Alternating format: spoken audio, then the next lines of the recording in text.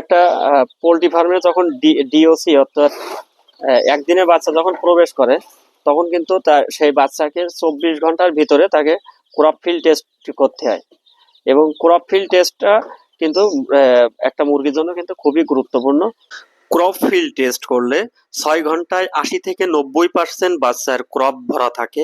পানি ও খাবার সঠিকভাবে যাচাই করা যায়, ডিহাইড্রেশন ও দুর্বলতা প্রতিরোধ করে, সমতা নিশ্চিত করে এবং প্রথম সপ্তাহের বৃদ্ধি ও ভবিষ্যৎ পারফরমেন্স ভালো হয়।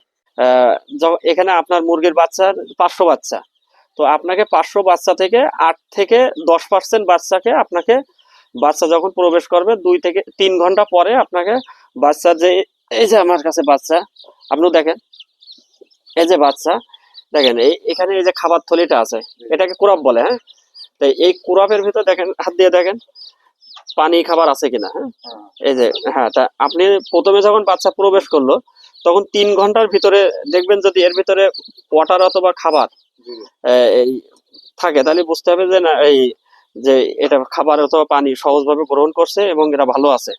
আর যদি এবং 3 থেকে 4 ঘন্টার ভিতরে দেখেন 85%ই মুরগির পানি থাকবে, পানি এবং ফিডের সংমিশ্রণ থাকবে ক্রপের ভিতরে, এটাকে আপনাকে টেস্ট করে দেখতে হবে।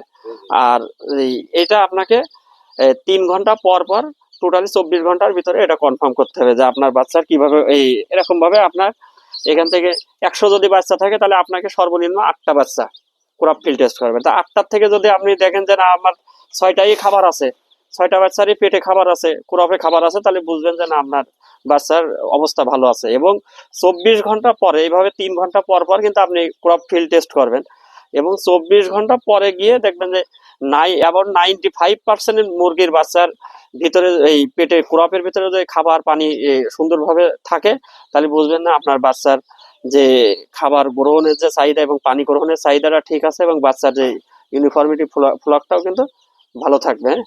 তো এটা পোল্ট্রিতে ক্রপ টেস্ট কিন্তু খুবই গুরুত্বপূর্ণ এবং আমাদের খামারি ভাইদেরও কিন্তু এটা করা দরকার, কারণ ছোট